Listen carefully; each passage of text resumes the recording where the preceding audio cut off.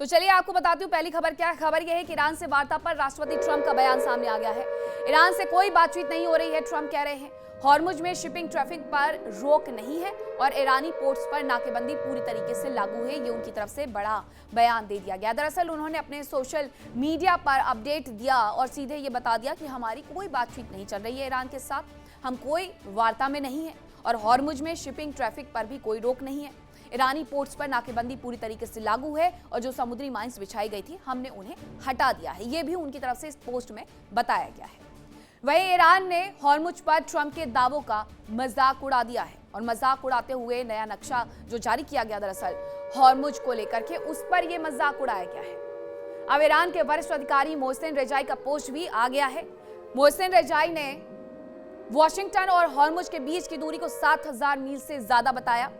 Persian gulf में US के दबदबे के बाद के दौर में आपका स्वागत है, उनका कहना है। उन्होंने सीधे मजाकिया लहजे में डोनाल्ड ट्रंप ने दरअसल एक पोस्ट किया था जिसमें हॉर्मुज स्ट्रेट को न्यू यूएस टेरिटरी करार दिया था, जिस पर रेजाई उनका मजाक बना रहे हैं कि दोनों ही देश के बीच में 7000 माइल से ज्यादा की दूरी है।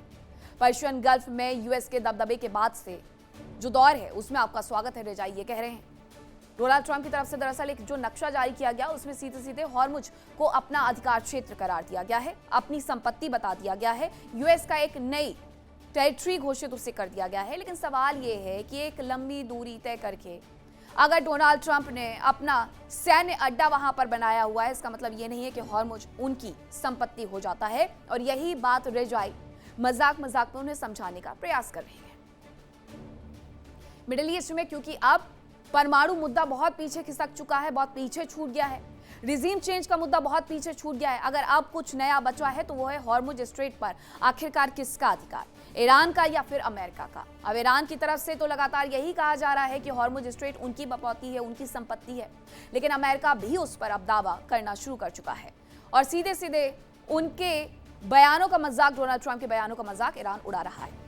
वहीं विदेश मंत्री अब्बास अराक्ची का भी बड़ा बयान आया है कि खाड़ी में विदेशी सेनाएं सुरक्षा लाने में नाकाम रहे। खाड़ी देशों की सुरक्षा के लिए खतरा बन गए हैं और जहां यूएस सैन्य बेस नहीं थे वहां कम नुकसान हुआ है। यानी सीधे वो ये बता रहे हैं कि खाड़ी में जहां पर भी अमेरिका की सेनाएं थी, अमेरिका के एयरबेस थे, वहां उन देशों को ज्यादा नुकसान पहुंचा और जिन देशों में नहीं थे वहां कोई नुकसान नहीं है। वो ये कह रहे हैं कि आप भी अमेरिका के सैन्य बेस को बाकी के जो मिडिल ईस्ट की कंट्री है वो चलता बने करें, वरना उन्हें नुकसान उठाना पड़ेगा। अराक्ची ने साफ कर दिया कि खाड़ी में विदेशी सेनाएं सुरक्षा लाने में नाकाम नहीं है।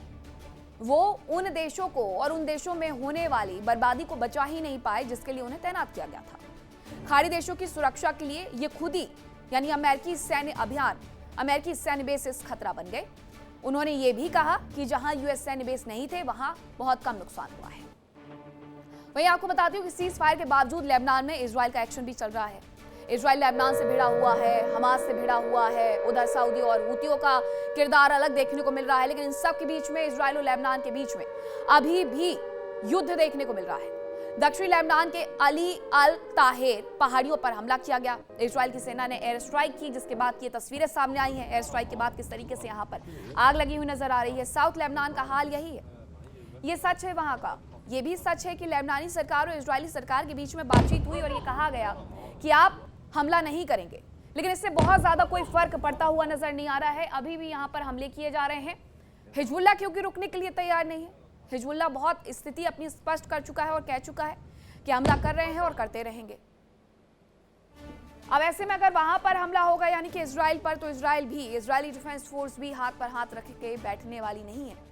वो बार बार लेबनान को और हिजबुल्लाह को याद दिलाती रहेगी कि इजरायली डिफेंस फोर्स अभी भी आपके क्षेत्र में मौजूद है, जिसके तहत ये बड़ी कार्रवाइयां वहां पर की जा रही है। मिडिल ईस्ट में जंग का आगाज भले ही ईरान ने तख्ता पलट और ईरान के परमाणु कार्यक्रम को खत्म करने के मकसद से हुआ, लेकिन आज हॉर्मुज स्ट्रेट सबसे अहम मुद्दा बन चुका है, क्योंकि इस एक मुद्दे से खाड़ी देशों समेत पूरी दुनिया की टेंशन बढ़ गई है, जिसके दबाव का सीधा असर अमेरिका और राष्ट्रपति ट्रंप पर पड़ रहा है।